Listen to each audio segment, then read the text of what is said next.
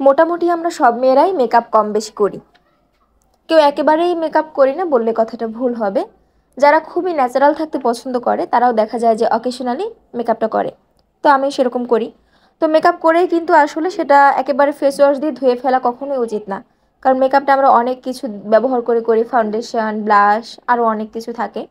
তো সেটার জন্য একটু লোশন লাগিয়ে মেকআপটা আসলে তুলে ফেলে তারপর যদি ওয়াশ করা হয় সেক্ষেত্রে খুব ভালো হয়।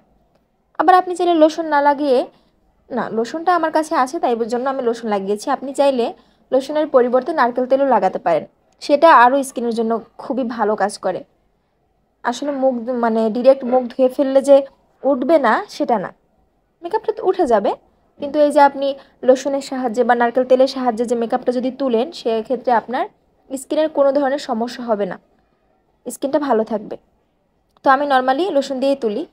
যদি ভূত হয়ে গেছে, আমার নিজেকে নিজেই দেখে হাসি পাচ্ছিল খুব।